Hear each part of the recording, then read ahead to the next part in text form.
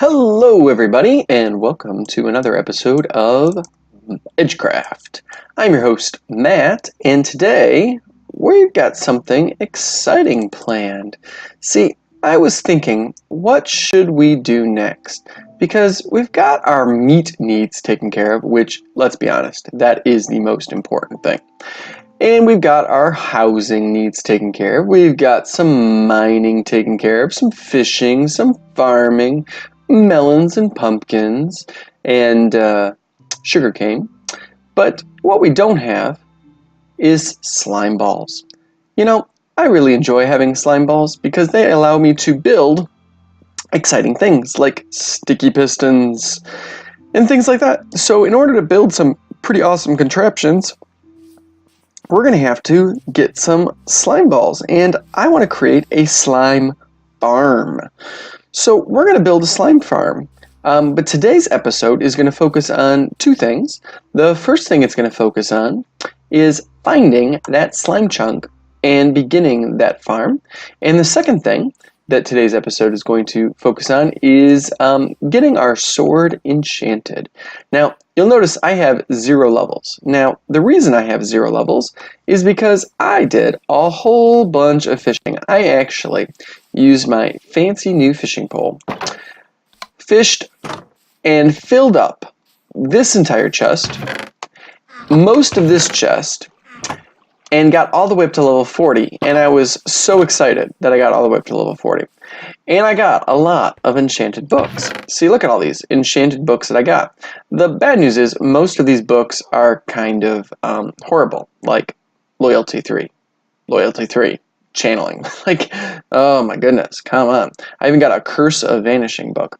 Now, there's a few down here that are okay, I suppose. There's my fishing pole. Pretty awesome. But what I decided to do was make my fishing pole just a little bit better. So I combined it with a couple of not so good ones, and now it is Lure 3, Luck of the Sea 3, Unbreaking 3, Mending. It's the best possible fishing pole I can get. So that's going to help me level up really fast and get some great stuff. The other thing I did was I realized that my bow did not have Unbreaking 3 on it. So I put Unbreaking 3 on that by combining it with another bow, which together, this and this cost exactly 40 levels, which is why I am currently at 0. So I'm going to have to go fishing again to get my sword enchanted. But I don't need a sword right now because I've got a bow, which is, let's face it, pretty darn awesome. I hope that doesn't start a fire. Okay, it doesn't. That's good. So anyway, oh, and here's just a lot of the garbage that I got from fishing that I don't want, like the fish. So I just threw that on the ground for it to go away. So anyway, the first thing we're going to do is we are going to type in a little code here, and this is something you can do in your own game. You hit the T button and you type in /seed, and you'll see that I already did it, and it gives you your seed number right there on the screen. Now, you write that down and you go into a special website, and we're going to do that together on the episode. So I'm going to hit pause on the game, so escape, that pauses it. I'm going to open up the internet, and I'm going to go to chunkbase.com. Now, chunkbase.com gives you all sorts of great information about your seed. So I'm going to go to apps. Now, there's a lot of things on here I just don't want to see. Like, it will tell you where the nether fortresses are and where monuments are, ocean monuments. It'll tell you all the biomes, shipwrecks, mansions, forest mansions, all sorts of great stuff. Now, I don't actually want to look at all this because that kind of ruins the fun of the game. But there's something that just I find very helpful, and that's the slime chunk, because it doesn't ruin the game for you. It just helps out a lot so that you don't have to go digging forever to find this stuff. So what we need to do is type in the seed up here. Now I've got it right here, so I'm going to type this in 7. Okay, so I've typed that in and I've got my seed entered, and this is what it gives you. It gives you a little map of all the slime chunks around your world. Now what we need to know is our coordinates. So we can jump back over to our game real quick, and in our game, if we hit F3, it tells you that right now we are at -215, -26. All right, negative 215 is right in here. Negative 26 is right here. So this is basically where our base is right now. So the nearest spawn chunk is maybe this one up here, maybe this one down here. We're just going to have to see if either of these are in a good location for us to build a slime farm. So let's check this one out first. So what we want to do is we want to look for the area where between negative 192, let's just say negative 200, that's in between, and let's go with 72. So negative 200, negative 72. So let's take a look. Back to the game. Negative 200, negative 72. So let's see. Negative 200 is going to be this way. So negative 200. And 72, is that this way? No, it's this way. So, negative 200, negative 72. Okay. That's not necessarily good. That's pretty close to our house.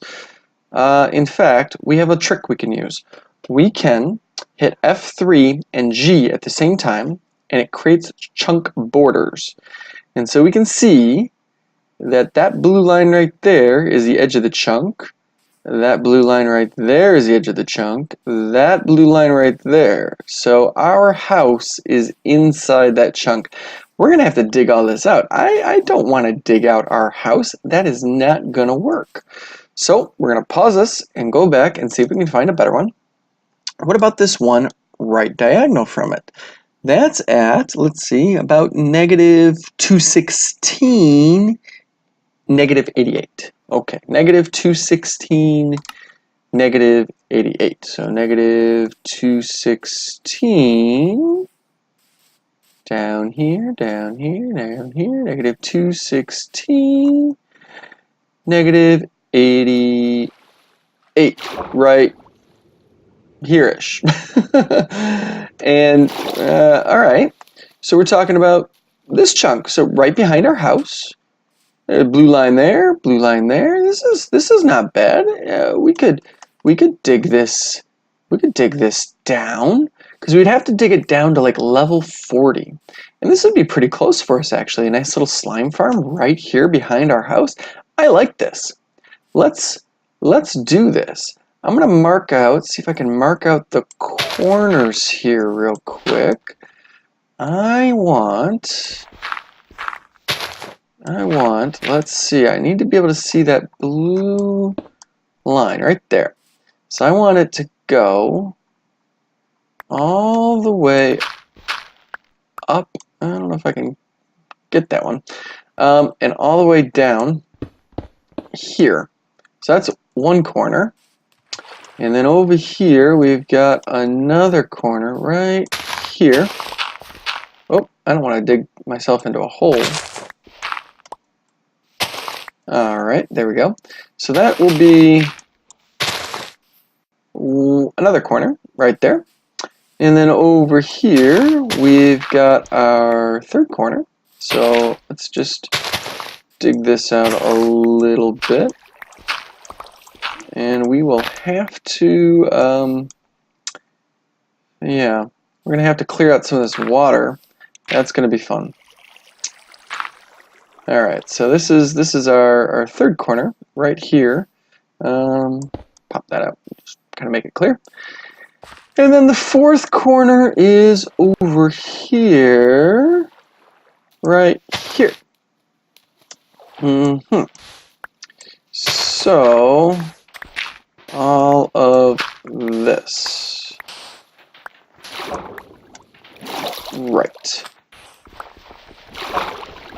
That spot right there where that coal is. Okay, so this is going to be where our slime farm is located, and all the way up. And we're going to have to clear this whole area out. So I'm going to do that in a super fast time lapse, which will probably take me a very long time. So I'll be back in a moment. Okay, and we are ready to go. I made a slight mistake when I was speaking a moment ago. I said that we needed to dig down to level 40. No, level 39 is the level that they start spawning. We have to dig all the way down to like level 10 or 11. So this is going to be a deep, deep, deep hole. We're already starting at level 67, actually probably closer to 63. So we're going to have to dig down quite a few levels, 54 to be exact. So that's going to be fun. But like I said, super fast time lapse, and it should be good. I got my chunk loaded, and we'll just get going. I'll fill in the water and create a little border here first, and go from there. See you with the story. Okay, so for today's digging session, I can't really call it mining, but I guess it's mining. As we do this slime farm, big hole in the ground thing, we're going to talk about something very complicated, very difficult. We're going to talk about the Trinity, the Father, the Son, and the Holy Spirit. And I want to start with a Bible verse, and this is this is part of the Great Commission, but it's in Matthew 28, verse 19.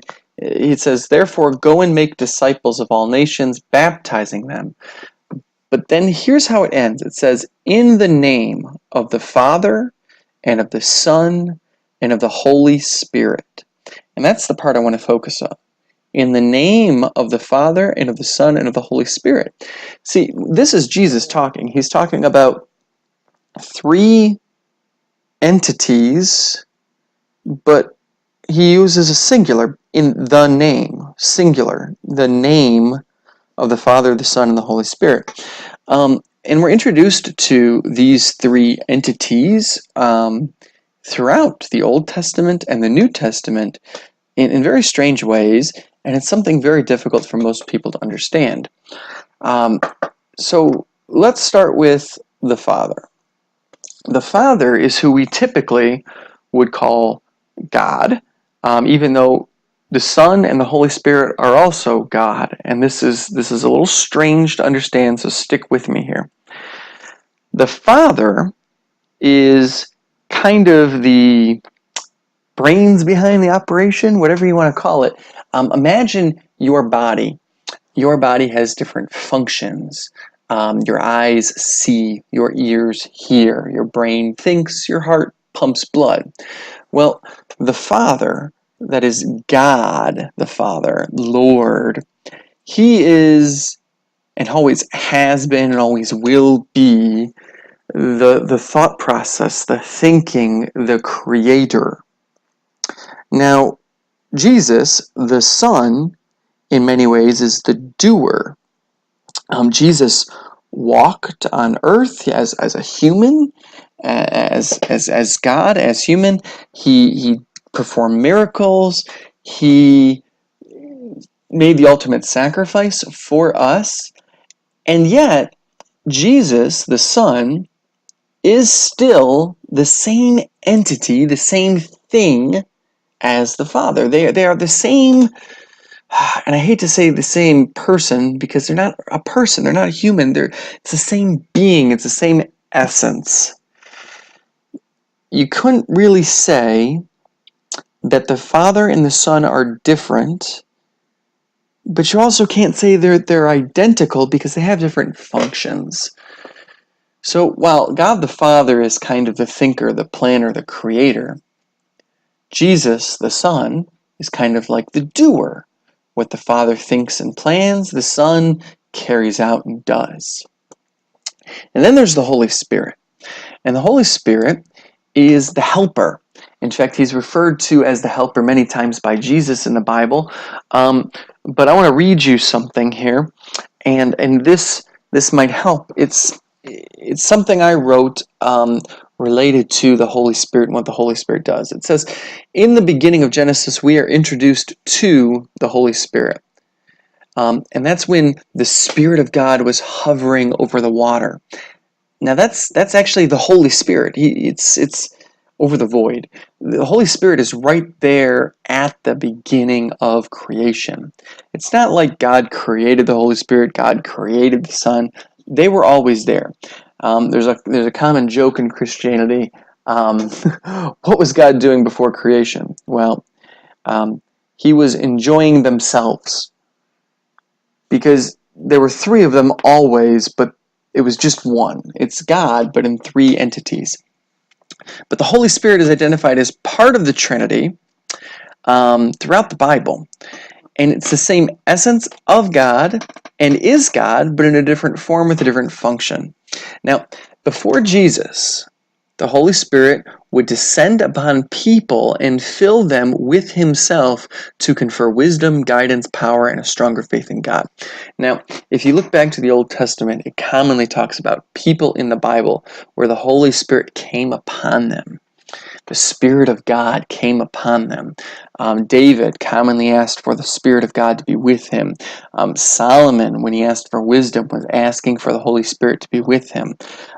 Samson, when he had great feats of strength, or other judges in the Old Testament, when things happened that were amazing, it said the Spirit of God came upon them. See, in the Old Testament, people were separate from God, and the Holy Spirit had to come upon them to confer wisdom and strength and power and things like that. But after Jesus left, after he died and was resurrected and ascended to heaven, he actually sent the Holy Spirit to all of the believers on earth. And now that Holy Spirit lives inside of us and makes us temples of God. We actually have God living inside of us. We are a temple of God. And this Spirit of God that lives inside of us confers fruits and gifts to us that help to transform us to be more Christ-like, to be more like Jesus, the living embodiment of God on earth. Things like love and joy and peace and patience and kindness and goodness and faithfulness and gentleness and self-control, all of those things are fruits of the Spirit. Now, the Spirit can also give gifts, and these gifts of the Spirit can be things like gift of administration, gift of apostleship, gift of evangelism, of encouragement, faith, the gift of giving, helps, leadership, mercy, teacher, prophet, pastor, miracles, healing, tongues, discerning spirits, wisdom, knowledge. So there's all these different gifts that the Spirit can give you. But there's something really interesting between fruits and gifts. See, gifts happen miraculously when the Spirit enters your body when you become a believer in Jesus, when you are saved. It's something supernatural that takes place inside of you because you now have God living inside of you. And it's not you that's doing these things, it's God doing them through you. Prior to that, you might have talents or abilities or things that God has blessed you with naturally. For example, I was born with a natural kind of ability to teach. So I'm an excellent teacher, especially of math. But I wasn't born with a gift of faith. But after I became a believer, I have what I would consider to be a supernatural level of faith and trust in God. I can trust on Him when others would struggle. I have a faith that's supernaturally unique and distinct that I don't understand myself. That's not from me. That's from God. That's what the Holy Spirit does. So the Holy Spirit is like the helper. God is the brains behind the operation, the creator, the planner, the knower. And Jesus is the doer. Jesus is God in action, God in human form. But these three have always existed together and are actually not three, they are one. Just like you are one person with eyes, with ears, with a nose, with a brain, with a heart. Different functions, but the same being. And it doesn't mean that the Holy Spirit isn't omnipotent, and it doesn't mean that Jesus doesn't know all, and it doesn't mean that one's more powerful than the other, because they're all the same. There are 3 points on the same plane. And to use a math analogy, in order to have a plane, you have to have 3 distinct points. And each point is different and unique, but together they create one plane, one flat surface. And unless you're in 9th, 10th grade, you might not understand that reference, and that's okay. But my point is that if you're looking to understand the Trinity and how God says you will worship only one God, you will worship me, he's talking about himself, but he's talking about himself the Father, himself the Son, himself the Holy Spirit. And it's a very, very interesting and difficult concept to understand. And so when you pray to God, you're praying to one entity, but in 3 forms. And so that's why in that Great Commission, Jesus says, and do this in the name of the Father, the Son, and the Holy Spirit. So I hope that helps, and let's get back to the video.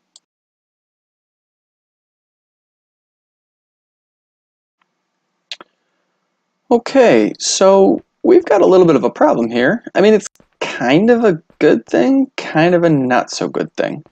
We're digging our thing, and we're down pretty deep. I mean, we're already down to level 45. I mean, we got a lot more to go. But we don't have to dig all that out, which is going to be awesome, because look at how deep that goes. The good news is, I've been down there. Skeleton. The bad news is... Oh my goodness. The bad news is that the monsters will prevent slimes from spawning. So I gotta light all that up, and I gotta make it nice and bright down there. And I've gotta make walls because this is all wide open. So I've got a lot of work to do still, which kind of stinks.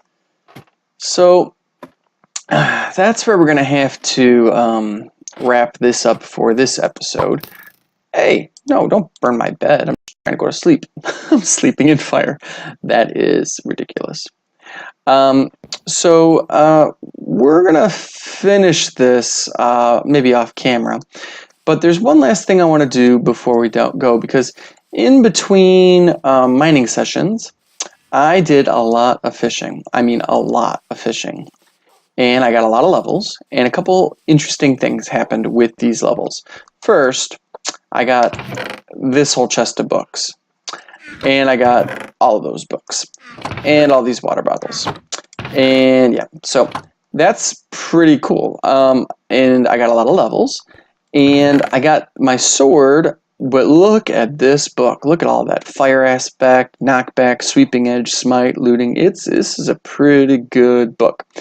So I want to enchant this before we finish the video today. It's going to cost me 24 levels, but look at that. That is what I call a sword. I am excited about that. So, not too shabby. We've got a pretty awesome bow. We've got a pretty awesome sword. We've got an amazing pickaxe, which, by the way, I added mending to. Oh, I'm so happy about mending. Now, when I go fishing, it repairs my pickaxe, so I don't have to spend diamonds. So this is going to be excellent. So that's going to be it for this episode. Not a lot accomplished. I mean, we did some fishing. We got our sword. We found a slime chunk. That, I taught you how to do that. And, I mean, I hate to say we didn't do a lot, because, my goodness, look at the size of this hole that we dug out already. This is huge.